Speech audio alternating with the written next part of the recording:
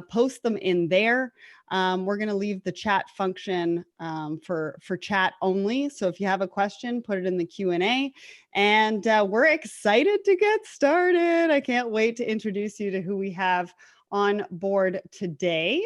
I'm just going to pull up all of our live streams right now, and we are live, people. Yeah.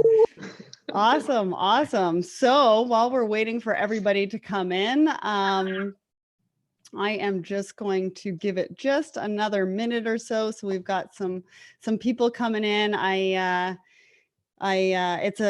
don't know about you guys, but it's a really nice day here. We had snow 2 days ago, and that was not fun. So we're hoping that because, it's April, we're going to start getting some nice weather soon. Where are you, Sarah? I am in just outside of Toronto. Okay. Wow. Snow. Okay. Yeah. So it's been interesting. I think, we were supposed to only have 6 weeks left or something like that of winter, and we ended up with snow a couple days ago. So I don't know what to say to that. I really don't. I mean, I know Rob's in Texas, which is really nice, right? You're in t-shirts. I'm still in sweaters. I mean, yeah. All right. So I think we should just get started, and I've got all of our live streams up. So hello, everybody here on the Zoom meeting, as well as live with us on LinkedIn, Twitter. We're also live on YouTube, which is extremely exciting. So hello, everyone, and welcome to our panel discussion today. I have an exclusive group of supply chain professionals joining me in this webinar, and we are excited to be live streaming across the Let's Talk Supply Chain and Procurement Foundry platforms, as well as the Mercado YouTube channel. My name is Sarah Barnes-Humphrey. I am the host of Let's Talk Supply Chain podcast, blog, and YouTube, as well as the CEO of Ships. Today, I have some of my favorite people in the supply chain with me, and I cannot wait for you to meet them.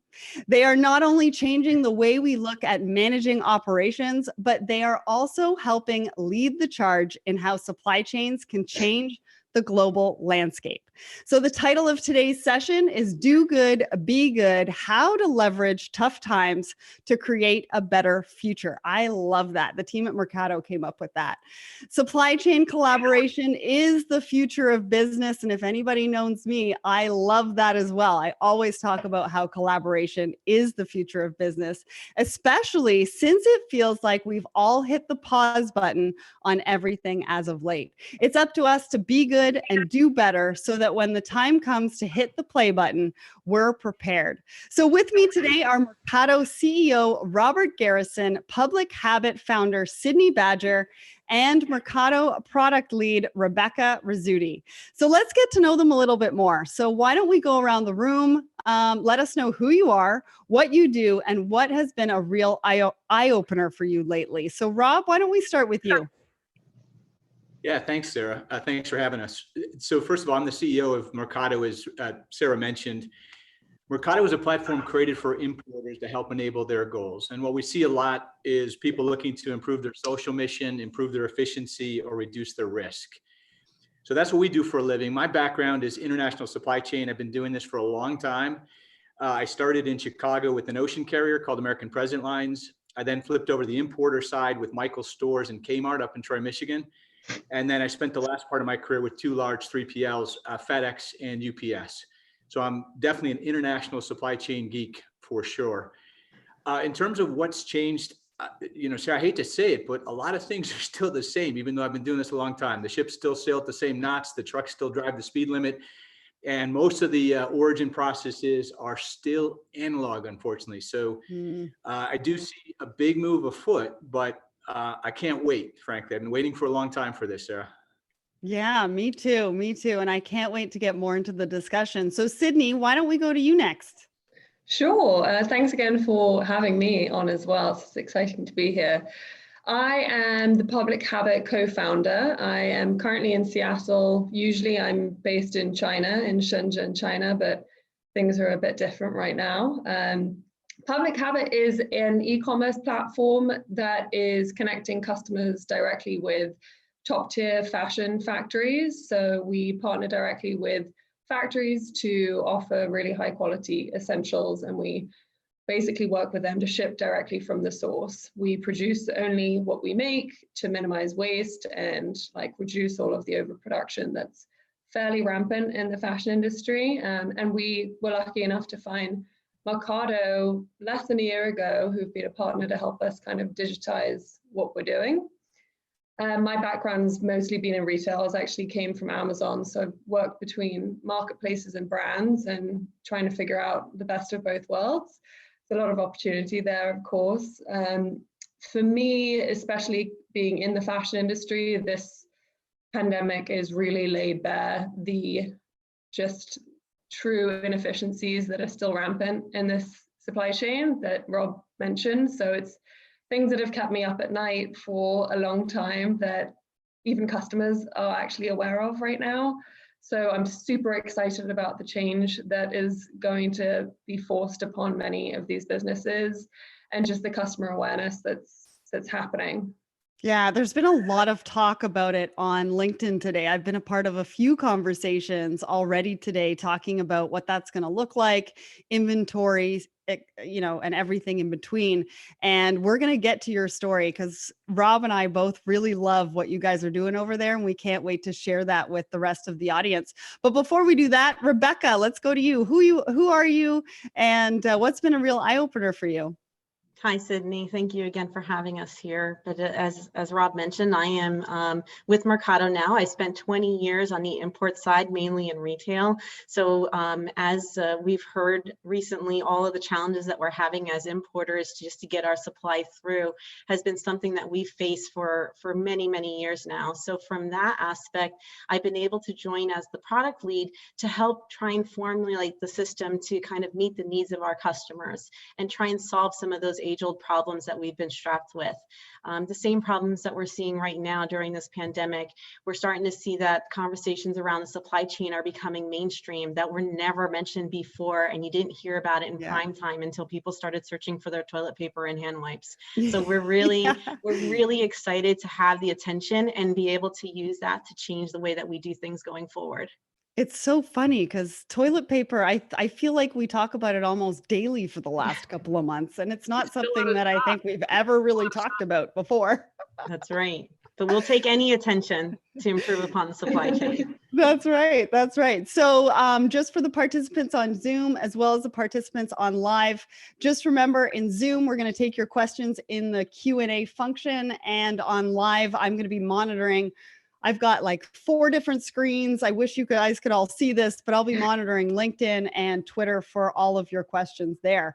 So let's dive right in. I mean, the last 3 years have been really tough for importers. We have gone from trade wars to global tariffs, sourcing shifts, to ramped up government regulations, all alongside a massive increase in consumer consciousness. And now, of course, we're dealing with coronavirus. But yet there still remains an underlying issue with the way international supply chains are set up, even before you add on all the complexities we're seeing today. So Rob, I want to send this one over to you. How do you think all of the adversity supply chains have been facing the past 3 years will affect companies sourcing products overseas? Yeah, so thanks, Sarah. First, I would say I suspect actually it's going to get worse before it gets better. So I want to start there. And we're going to talk a little bit further, hopefully, about some of the solutions to this thing. So I hate to keep beating on the problems, but what Sarah said is right. All of those things over the last 3 years have been incredible. And it's what I call who moved my cheese. It's, for 20 years, things were fairly predictable and fairly stable. And then all of a sudden, as Sarah mentioned, just kind of all hell broke loose. Yeah. So that's sort of number one, is who moved my cheese. A couple other impacts I'm seeing really starting to come to the forefront. And Sarah mentioned it with toilet paper. There's a really big change in demand velocity. So up until maybe 5 years ago, it was pretty normal to receive stuff in a week or 2 weeks. And now it's abnormal not to receive it the same day. So demand velocity has really changed. And a lot of these products, as everybody on this call knows, are sourced in Asia. And so there's a real need to be able to tie that supply into that demand and keep up with that velocity. And the third thing, And you touched on it, Sarah, but it's a big deal for me to, and Sydney mentioned it as well, it's to see the change, the impact in consumer awareness, but also governmental awareness. So we're going to see, I think, some big changes in terms of consumers' expectations of how we behave, the Yeah. end consumer, I mean, not the importer, as well as how the government behaves. It was very clear in this pandemic that there were some major, major shortfalls that need to be addressed. And I'm sure that the governments are going to take action to make sure that doesn't happen again. So those are the three things that I see in terms of impacts going forward that I think this audience needs to be thinking a lot about and putting plans in motion for. Yeah, you bring up a really good point with consumer behavior. I was on a conversation yesterday and somebody was saying that people are getting even picky with the presentation of food that's being delivered to them. And, on one hand, so, somebody was saying that's going a little bit too far, but on the other hand, this really gives us a good place to start to really figure out what the consumers are really looking for, what they want to see, what their expectations are, especially in a time like this where everything's kind of going online, right? Because you can really only buy products online right now. You can't really buy bricks and mortar in some cases. So do you think that behaviors like this will continue to happen, especially given the current global situation that we're in that's kind of heightening everything and putting supply chain on the forefront? Yeah, so I like to say absolutely yes. The beatings will continue until supply chain morale improves, Yeah. for sure. So I think we have a responsibility now for all those reasons we mentioned, and so I want to talk about some of the things that I see trending as well. So one thing is this whole notion of the upside for an importer is upstream, and I think Cindy's going to talk a lot about that. Once something gets on a boat or a plane, there's nothing you can do to affect the outcome. And there's roughly 120 days, 90 days that happen before it gets on a boat or a plane. So what are we doing upstream? That's where we have the biggest leverage. So we at Mercado refer to that as the first mile of the supply chain, like the first 90 days. And so what are all the things that we can do there to affect change with the manufacturers, with the providers, with everybody to make sure we get different outcomes? So that's number one. Number two, what I'm seeing is, and it's kind of strange what I mentioned that not much has changed in this time, is we need to have a networked supplier base. We need to be able directly to plug into those suppliers. And I mean, sort of meaningful connections. And I'll talk about it a little bit more. But so right now we're just peripherally touching the suppliers. It's mostly Excel and email, frankly, and there needs to be a direct connection. And we need things like profiles and so forth. And I'll talk about that later. Another thing I see is that we need to connect the supply to the demand. And so everybody who's looking at their sales also needs to see their products globally. And so I think there needs to be some plugging in. And then I think the other thing people are going to have to think a lot about is resiliency. And so as you looked at all these things that are happening and all the knockouts, we're talking about toilet paper now kind of jokingly, but in 4 months, you're going to see the impacts in like back to school, backpacks and jeans and all things. So we don't have a very resilient supply chain for all the reasons we mentioned. It's very fragile, actually. So I think that's another opportunity. And then in terms of efficiency, there's a lot of opportunities for us to get more efficient and do things smarter. Just like we've seen in this pandemic, people are changing behaviors. And we started looking at what we've changed to. It's kind of like, this makes a little more sense than the way we used to do it, actually. So I think you'll see a lot more action in that area, Sarah. Yeah, well, and also we're seeing a pileup of spring inventory right now. I don't know about you guys, but I've been hearing about spring inventory piling up in containers because there's really nowhere to put it. And so I think, that's where the first mile is really going to become that much more critical as we look at, the sourcing and the purchasing and what we're going to do down the road to be able to mitigate some of this risk that is really coming up right now. And so, Rebecca, I want to bring you into the conversation because building off of Rob's point on the lack of resiliency and efficiency, how does the current buying process actually end up adding to the complexity that we're seeing in supply chains right now? Sure. I mean, definitely, you don't hear a lot about what's happening behind the scenes. Most people are just, as you Yeah. said, expecting those products just to be there and show up on their doorstep in a box or just go to the shelf and pick it off. But people aren't realizing that the current manufacturing and buying process is especially complex for international. And when we say that, we're not always talking about it like it's impressive. We're just saying it's complex. And of course, some industries are worse than others, but mostly everybody is managing a portion of that purchasing process through some type of Excel document. I mean, and these Excel files, I mean, they're just going back and forth via email between the buyers and the vendors multiple times before they're even finalized purchase orders. So when we talk about that first mile, before we even get to the point that we've actually agreed on something to buy, we've already denigrated our process to go back and forth on email. And the problem is that those buyers and vendors, they're having countless number of decisions going back and forth. And that's how we're managing it on Excel. It's ridiculous, it's complex, it's rigid. You can't manage that, and it's always going to have human error built into it. More importantly, I don't even know how you would scale it. It's just unsustainable. And as we talked about earlier, this is the digital age. It's time for us to get into it and stop operating the way we're operating. Yeah, and you're really seeing that now. I mean, I've been talking to a lot of tech companies like Mercado right now, where, you know, a lot of people are coming to them at this moment because they've shelved some of those decisions previous to now. And now all of a sudden, you know, it's like, holy, we need to get on that train. We need to get on board. And I'm with you. Like, I don't even know how you manage all of that and keep on top of everything through Excel. I mean, I thought the days of Excel were kind I'll of tell you over. Okay. firsthand, you don't. Things drop. But Okay. you'll be surprised how long you can keep it going. Really, with Excel? I mean, I came from Amazon, and even in Amazon, when we were placing buys, they were still in Excel. This is 5-6 years ago, but like the stuff hasn't changed that much. Don't worry, we won't tell anybody.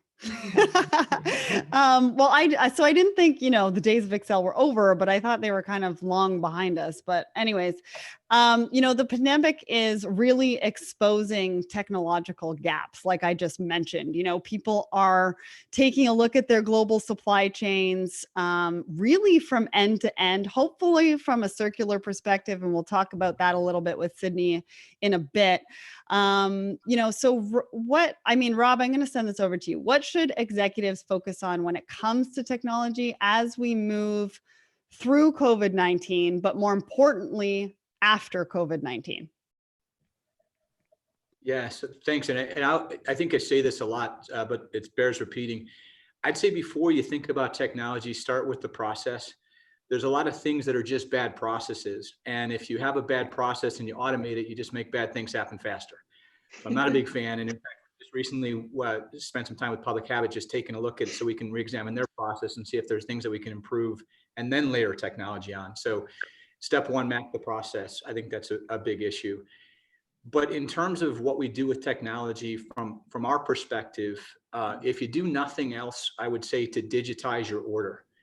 You know, the order is your instructions throughout that 90 days, and it should be followed, and it should be threaded through. And I call it the atomic purchase order, because all the details on that purchase order are what you expect, and they need to be threaded throughout the supply chain. And I'm going to tell you just a simple analogy with McDonald's related to that. But the third thing is, as I mentioned earlier, a meaningful connection to your suppliers and buyers so that you have the ability to connect to them in all ways. And so when we talk about personas, for example, you should have a complete profile of all of your supply base, and not just their names on a spreadsheet, but who are these people? How long have you worked with them? And who are the people that work there? What are their capacity constraints? All of that thing should be profiled. Same thing with people you're dealing with. What is their backgrounds and how long have they worked at that company? All of those kind of connections should be apparent and meaningful. And today they're not. So those are the three things I'd say. I want to try this quick analogy, Sarah, just bear with me for a second, to McDonald's. This drives me crazy when people talk about what's the deal with the ordering process. And so I say, if you walk into a fast food restaurant today and place your order, they put it into the computer, as you would expect, like we put a purchase order in a computer. And then it goes up onto a screen behind them for the workers to know exactly how many hamburgers to make and fries and so forth, right? Pretty simple and pretty straightforward. The Yeah. product comes out, they put it on a tray, you can examine it, and you can bring it to your table. Well, in the international purchasing world, it starts out in a computer, but then it turns into, WeChat and WhatsApp. And that goes on for 90 days, right? Right. And then to sort of add insult to injury, you can't just look at your product on the tray and then decide you want to take it to your table. Let's say McDonald's put it in a bag and sealed it shut and told you can't look at it till it gets home. That's Right. Because that's how it works today. So you need to have that sort of meaningful order connection and follow that thread through and include all the things that you expect, like ordering screens at McDonald's and digital connections and milestones. All the tools that you would sort of expect in modern technology should be available to an importer so they can monitor their order, keep it digital, and monitor it at an atomic level all the way through the process. Yeah. So you're talking about millions of dollars worth of inventory. I'm concerned about my hamburger and fries, let alone tens of millions of dollars of inventory. So it needs to, I can use McDonald's. Imagine McDonald's would sell, like, instead of 1 billion hamburgers, they'd sell about 10,000 if they did it like international purchasing. So That is a good point. And I really like the fact that you've put it into a perspective that we can all sort of resonate with. But there was a couple things that I want to hop on what you said, because I think, sorry, say that doesn't again. speak too well about my eating. Well, all good. I'm good. I mean, I eat McDonald's sometimes. But I want to hop on what you said previously was, number one, partner with your technology company, because at the end of the day, your processes, but you can only figure out how to turn them into a more efficient process through technology by partnering with you guys. Like, you guys need to come in and say, hey, this is what you're doing. This is what we can be doing better. This is how we can be more efficient. And then I really like the fact that you said, you used a marketing analogy by the buying personas. So usually we talk about buying personas in marketing, but now you're changing that out into a supplier persona, so that you really get to understand who it is that you're looking to work with, what kind of characteristics you want them to have, which is really going to help you, mitigate those risks in supply chain and be able to partner with a technology company to help you in that first mile. So I like that. I like that a lot. So now we're going to go to Sydney. We heard a little bit from Sydney earlier, but let's get the perspective from someone who is on the front lines, which is Sydney. So you have a global supply chain that spans several countries. Why is technology essential to a supply chain, especially in the period of time that we're living in right now? Well, yeah, where to begin? That is a loaded question, I think. Yeah, well, I think it's very tangible for all of us right now. I mean, you think about the really essential businesses to us all, aside from obviously healthcare and what we all need to just survive. But you've got Amazon and Walmart kind of ruling the coop, having basically war profiteering right now because they have a service and an offering that people really need. Yeah. And they're only capable of doing what they're doing because they've got a digital supply chain. I mean, imagine having to try and get your essentials without leaving the house without companies like Amazon in the picture. So I think it's obviously becoming forefront and center to really understand which are the companies that are capable of making our lives easier, making what we need available when we need them. I mean, as I'd mentioned at the beginning, I usually live in China. I'm based in Shenzhen, which is this like super high-tech, crazy city in China, if you're not familiar with it. And my entire life was basically optimized for a pandemic. I mean, it is optimized for a pandemic in China. I think it's about the only country that I'm aware of that was ready for something like this for our entire life. Move online. My food is delivered by a robot to my apartment. I can order a bikini and digital business cards to have them delivered within an hour to my apartment. Online education, entertainment, even healthcare. Like, it's all available through apps, through my phone. It's pretty crazy. I literally don't need to leave my apartment if I don't want to. Right. And that's just not where we are in the US yet. So I'm, personally very aware of this. When my co-founder and I were starting Public Habit, we'd had this experience at companies like Amazon, And then we'd also seen, I previously worked for a company like Ralph Lauren, which is a very old school, traditional fashion retailer that was truly working in the Excel. I mean, I can't even get into the tools that thing. But, oh, come on, tell us, Sydney. Everybody wants to know. The only thing I can compare it to is like floppy disk land. Like it was like MS. I don't even know the language for it. It was like so 1972. But it worked for them for a while. So we were viscerally aware of how important managing a global supply chain digitally was going to be for us to build this business. I mean, our entire vision was connecting top tier global manufacturers directly with customers and closing that gap so that customers could really see and know and touch and feel and like really understand that their product is made by someone, even in a mass production facility in a 1,000-person factory. Like there's a human there that's still making your shirt, your sweater, whatever it is, and closing that gap is really what motivates us. And that vision could not come to life without a digital supply chain. Imagine we're trying to batch an order in Australia with a similar order in Kansas, and we have to route it to a factory in Shanghai that then needs to turn around that order within 5 days, send it to our logistics 3PL in Shenzhen and get that out to a customer without ideally an integrated tool like Mercado is helping us with to make that happen. We couldn't do it. Yeah. So, it wouldn't be a very good global supply chain. It would actually probably take you 10 times as longer, or 10 times as long just to do it, I would imagine. And then you'd have some pitfalls and some gaps. So I want to let the audience know before we get to the next question, because I want to ask you kind of what technology looks like for you after coronavirus.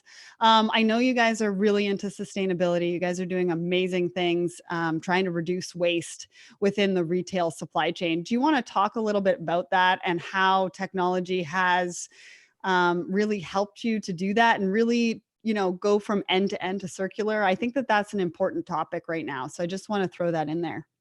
Yeah, absolutely. Cool. And I don't know how familiar the audience is with specifically the fashion industry, but that has been kind of my obsession for a while. And the reality is we're making far more than we need. The amount of overproduction in the industry, because of a lot of these supply chain inefficiencies that we've been getting into, has created a giant global environmental problem. So, tangibly speaking, 1 in 3 items that are made are never even sold. So it's like 30% of clothing produced, which amounts to like over 50 billion garments every year.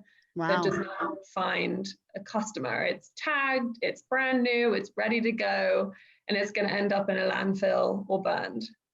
Just because of poor planning and this incredibly long, complex supply chain. The fashion industry typically starts about 18 months ahead of when a customer gets to actually see the product from a design and planning perspective. And in that time, all of these bad guesses, I mean, for all the AI out there, you can't have predicted a pandemic. You can't have predicted, I don't know, that like jelly shoes were going to come back. Like a lot of people didn't see that.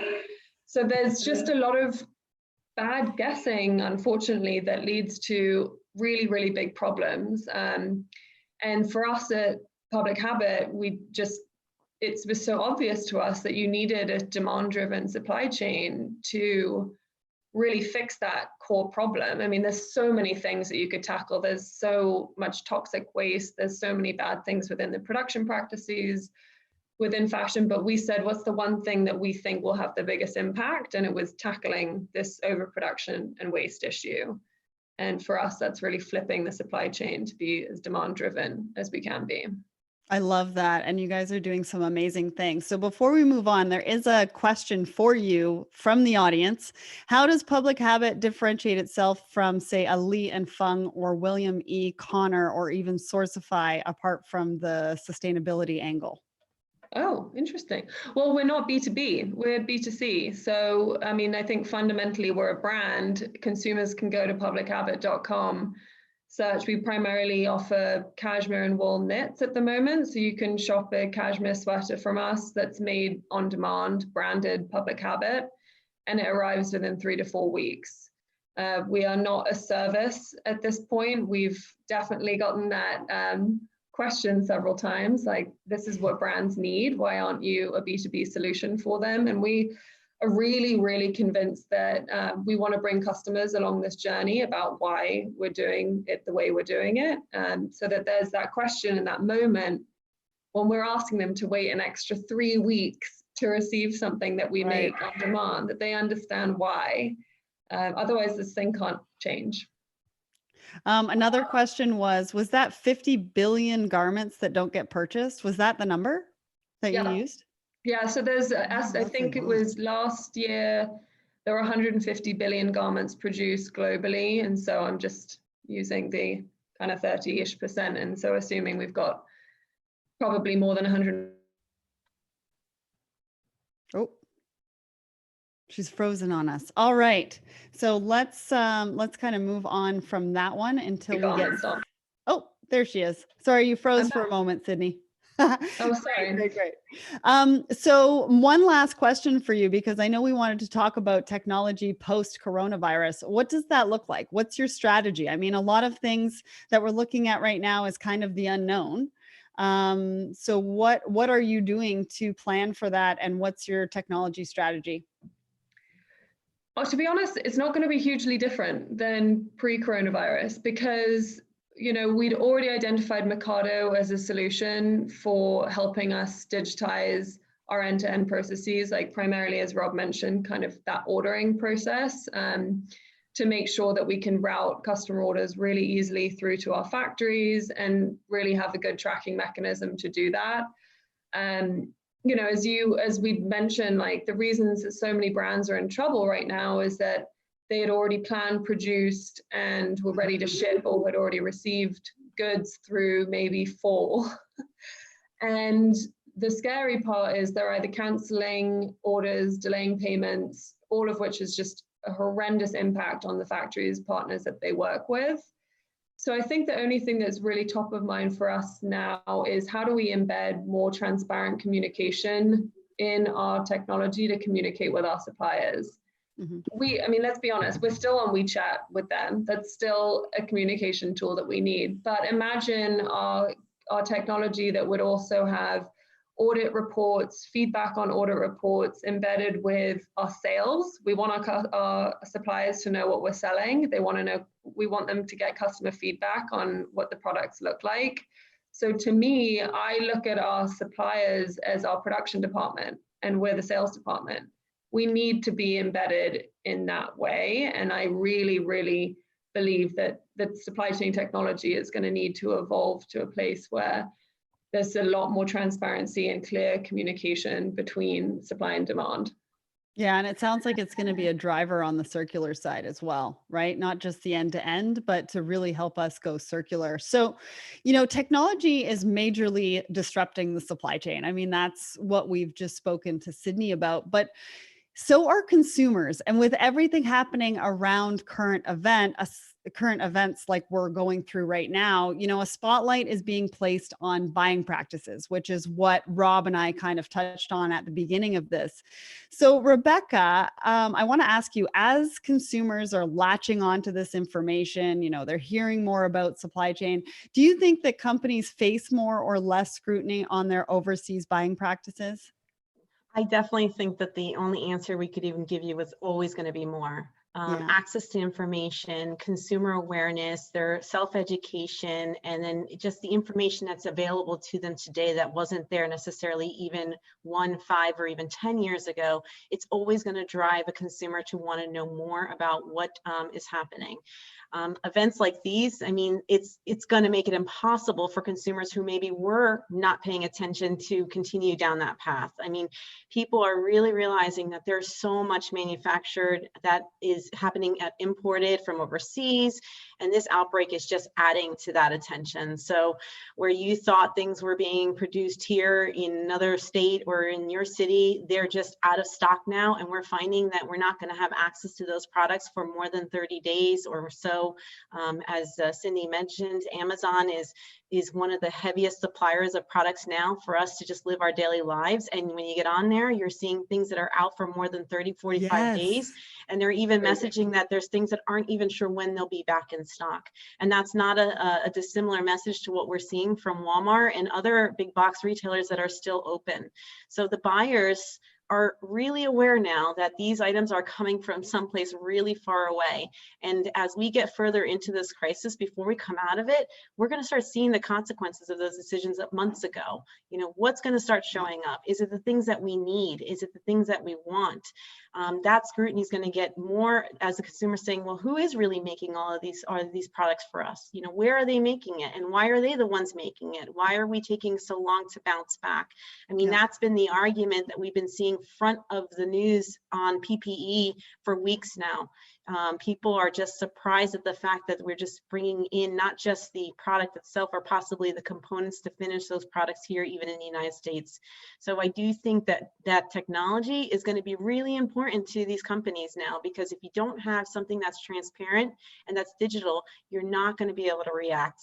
You're not going to be able to change your buying practices. You're not going to be able to understand what your consumers are demanding from you, because you're going to be spending so much time trying to understand what occurred to you 6 months ago, as opposed to planning for the next 6 months. And honestly, we're really not going to stop seeing responsible sourcing going away. That was always been a hot topic, and it's become more important to us now as we start looking at what we're going to be bringing in the next phase. So when we come back to work and we come back to really doing our full imports, our customers are going to be asking for answers as to what happened. And we're going to be looking at companies like Public Habit to change that and to kind of give us some answers as to how we can do this and be successful, and then also minimize the waste that we're bringing to our landfills. Yeah, great point. I mean, overbuying, like I said, you know, we're seeing it now with all the spring inventory with nowhere for it to go. I mean, it's definitely something that, you know, we need to figure out moving forward. And so a lot of the conversations that I'm also seeing right now are about nearshoring. Everybody's saying, you know, are we going to be bringing manufacturing? I had a presentation with an economist last week, and he was like, globalization is not going anywhere. And so Sydney, I want to throw this to you. Do you know, why don't importers like yourself just simply move production to North America? To, you know, what are you going to do? Are you going to diversify your manufacturing? Are you going to move some of it to North America? Are you going to keep it overseas but diversify across, you know, different continents or countries? You know, what are you going to do after this? Yes, I get challenged on China almost daily. We would certainly get a lot less scrutiny if we were 100% made in USA.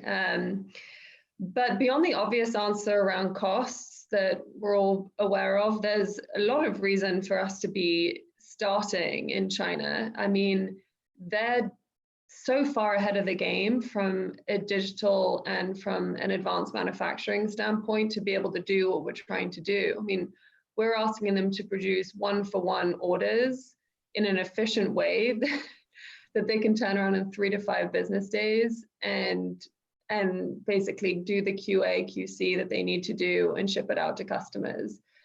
The only reason they're able to do that is because they have so many more channels available to them already for reaching customers directly. So by that, I mean the complete explosion of marketplace and the domestic e-commerce in China has really, really turned these suppliers into sellers.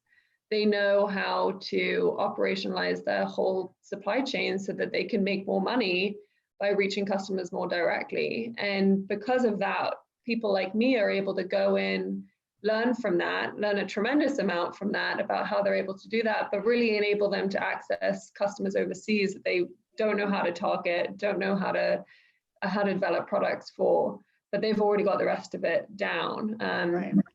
We would certainly, like I said, get less scrutiny. And unfortunately, I think it's a big problem that there's so much misinformation about the dirtiness of producing in China. We long-term absolutely want to diversify the supply chain. I mean, our goal is always to be looking for the best manufacturers globally, but we're starting with people who are really thinking about waste minimization. And right now that's in China. And our goal is to really do a lot of education about why China is a great place to be. The expertise and the skill is there, especially with the knit production that we do. And we've got a lot to learn from them. Great. Well, so I am just to let the audience know, if you have any questions, make sure to put it in the Q&A in Zoom, or make sure to put it in the comments on our LinkedIn live pages. I've got another question for Rebecca and Rob, and then we're going to be getting to your questions because we have quite a few, but I didn't want to throw them in there too early. So Rebecca, since we're talking about production, Sydney was just talking about that. What is there anything that's going to change in the regulatory environment? Like, is there anything that we really need to take a look at or consider moving forward? I think we're actually seeing quite a bit of that change over the last couple of years already. And I don't think that we're going to see that it's going to be changing. I mean, the government has continued to add or impose requirements on countries with whom we're doing business with. And those requirements are going much further to enforce compliance than they ever did before. The government's also taken punitive action against those countries that they feel are showing unfair trade practices or maybe not meeting up to the agreements that they have set already. So those additional requirements aren't going to make things easy for companies to do business the way that they've done in the past. They're going to have to look at what's going to change, what is going to have to be adjusted in their production or in their sourcing strategies to make sure that they are still able to meet the demands of their consumers in a compliant manner. So anybody who's going to be relying on manual processes or email communication, like we opened this conversation, they're going to be susceptible to that change in landscape more than ever. If a company is looking to adopt paperless and web-based environment where those orders can be managed and they can attach all of the financial, regulatory, and compliance documentation, they're going to be in the position to be successful and have a competitive advantage. That's really what everybody should be ready for, because as we've seen with the current administration, there is not a lot of time to necessarily react. People may think that 30, 60, 90 days is, but as Sydney and Rob have mentioned, we're looking at 90 to 180 days of planning before we even place an order, and months to a year in advance before we're actually making some decisions on how we're going to make those production lines operate and bring those products to market. So there is going to be continuous change, and after we come out of this current pandemic, we're going to actually see probably more questions being asked of some of the countries that we're doing business with and where we're actually operating. Awesome. And yeah, it's going to be interesting to see how this happens. I mean, take a look at what they did with tariffs, implementing it within how many days, and everybody's sort of scrambling to figure that out. So Rob, before we get to the audience questions, one last question for you. You've got about 2 minutes because I want to leave about 10 to 15 minutes for questions.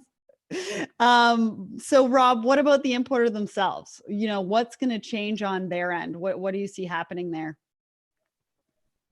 Yeah, 2 minutes. VDA, I would say, just use that acronym. VDA, 3 minutes. Okay, so the first one, the V, visualization. I think you're going to see a lot more being done with technology on the front end, especially of the process, where you can do digital showrooms, digital design. The technology is there now where you can sort of be in the showroom without being there, even from 8,000 miles away. And I think that visualization will extend throughout the production process, where you'll actually be able to see what's being produced and do your quality inspections virtually. I think the second one, D, digitization, we've already talked about it from a benefits standpoint. There's a lot of efficiency gains. There's customs and regulatory gains. There's just so many gains from digitization that we can talk about. And the last one, automation. When I talked earlier about map your process first and then put technology in, there's a lot of steps we're doing that should just plain be removed. There's no need to have the supplier produce documents, for example, that can be done electronically, and many examples like that. So let's look to take steps out of the process. One quick thing, Sarah, I know I've only got 1 minute left, but last fall I was in China, 9 buyers at a restaurant working for a Dallas retailer, having a good time. It was, a good event. But I started to think to myself, post-pandemic, would they still do that, right? Each of those trips probably cost $1,000, I would say. So it's expensive, but also it's time consuming, it's risky. And what we've seen with this pandemic is with VDA, there's so many things now that we can look to do differently than we've done them in the past. So just using that one example of 9 buyers in China and expanding that to everything else we talked about, I think VDA is the future. So visualization, digitization, and automation. I think you're right. I saw a post today on LinkedIn that talked about the percentage of people that want to be traveling or in big groups. Like there was percentages for green and percentages for red, and the percentages in red were really large. Like people are not looking to be, they want to be changing. They want to be going to virtual, and they want to be able to do things virtually. And I think you're right, you know, with VR and AR and everything that's coming out, I think there's a really, really big opportunity and possibility there. So one of the questions is for you, Rob. Does Mercado perform on-site quality inspection services like SGS or an Intertech? How does Mercado impact the outcome during the first mile of the supply chain? And thank you for that question. Yeah, thanks for the question. Similar to what Sydney said, we're not a service provider. We're a technology company through and through. So the way that we manage that, Sarah, is we partner with companies like SGS or Quima, any inspection company, really. Our goal is to network the entire supply chain. So we talked a lot about suppliers and providers. By providers, I don't just mean freight forwarders and carriers. I also mean packaging companies and inspection companies and trucking companies. Really, the goal is to connect that. So just real quick on that point, Sarah, you can imagine that if you need an inspection done in our system, we could send that call out to the inspection company digitally to say, here's when the inspection needs to be formed with instructions embedded. The inspection company could perform that inspection and then upload the inspection results back into the platform. The client would get a notification from us saying your inspection is complete, and you can click on the link to see your inspection report. So just one example of, you know, we're not going to look to solve all the service problems. We want to connect all the people so that all those things are done digitally versus the current process, which is really cumbersome. So that's the way we look at that. Connecting all the dots and collaboration. I mean, it's one reason why I really like Mercado. So Neil Dolinger says, Sydney, before COVID-19, did you see many of your Chinese manufacturers move their production facilities to Southeast Asia or even Africa? If yes, do you think this will ramp up or slow down post-COVID-19? For my sector specifically, no. Because of the domestic demand, like I'd mentioned, the factories that we're partnering with are the ones that are really looking to optimize for reaching customers directly. So the Chinese domestic market is probably still the strongest in the world right now, is definitely still the strongest in the world. So they have no plans to move. And so I really can't speak to that trend. I know that Vietnam's been a big, you know, I think the majority of all apparel factories in Vietnam are Chinese owned. And I imagine that will still continue to happen because the expertise and the experience is still coming out of China largely to scale those kinds of operations. Awesome.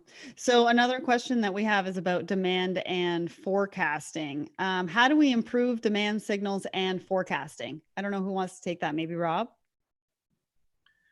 Well, I think maybe, Sydney, if you don't mind, since it's demand signals, I can tell you how we respond to it technically, but you're on the front lines of that, Sydney, if you don't mind. Yeah, I mean, like I mentioned, I don't consider a demand signal until there's a sale.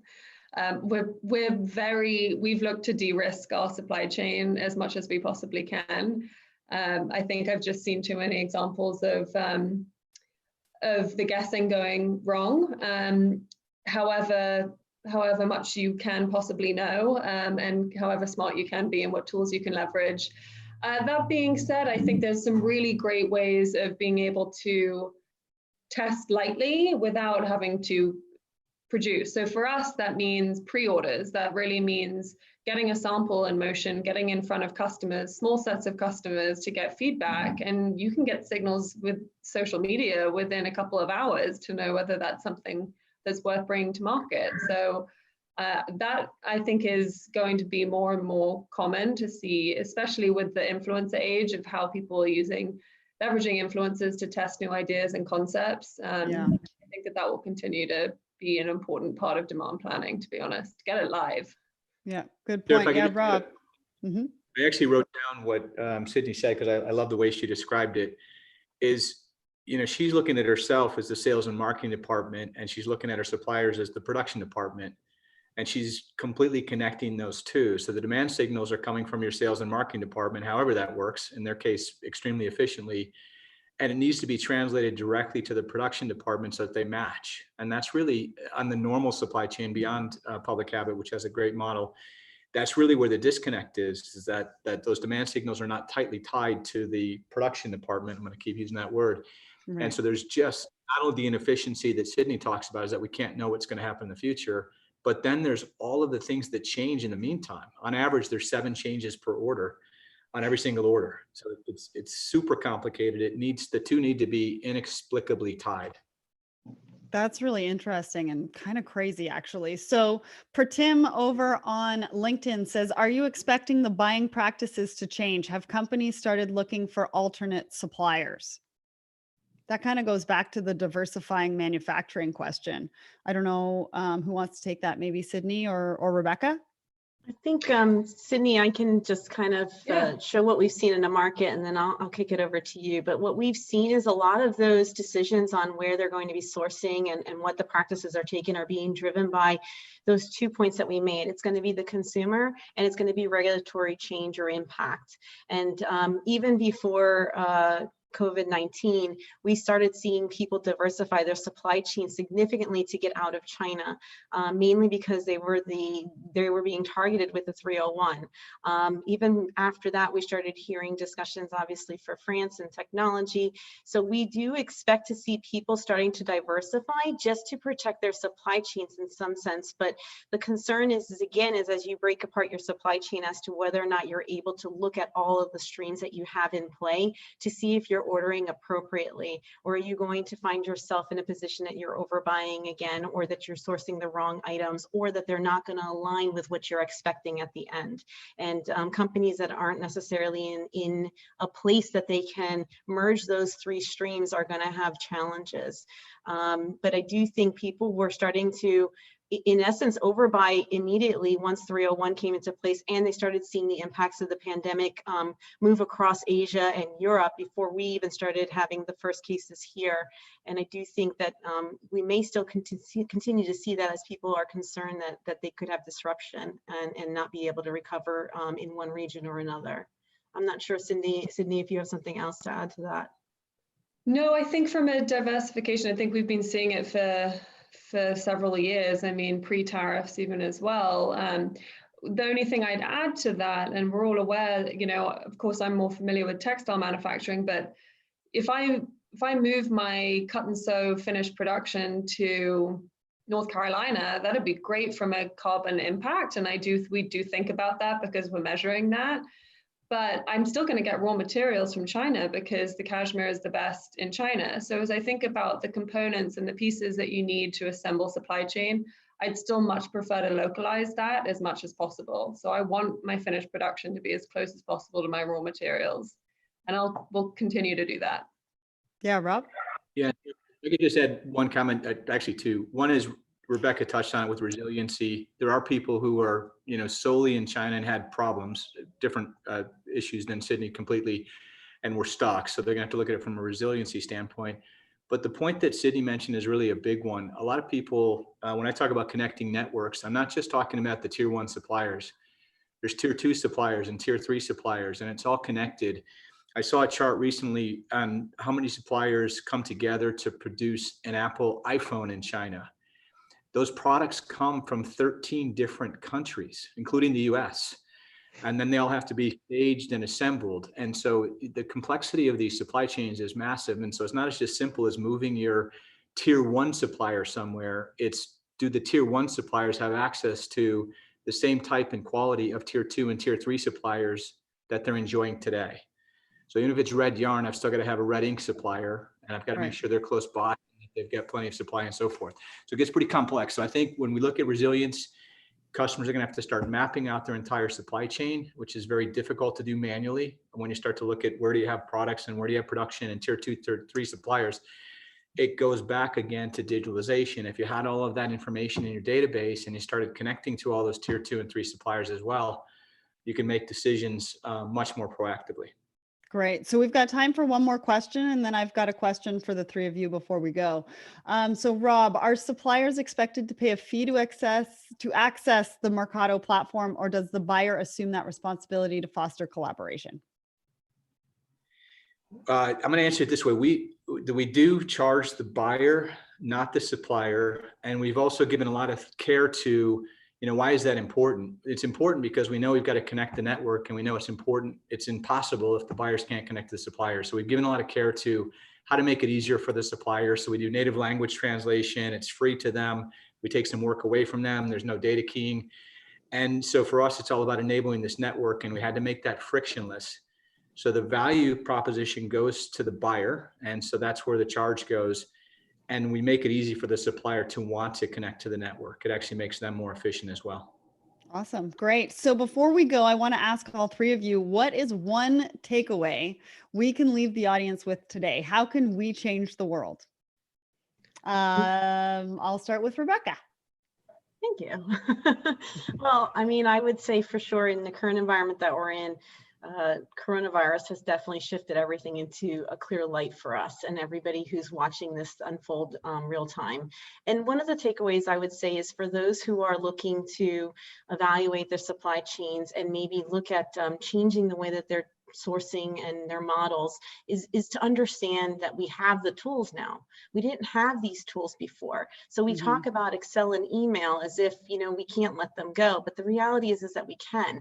And the ability to use some of these more sophisticated tools to improve our first mile of importing and help those companies source and make better decisions on how to review their supply chains and do responsible sourcing is really huge. And I do think that we should take the time to look at that and bring that up to our organizations so that they can understand that we don't have to manage in this manner.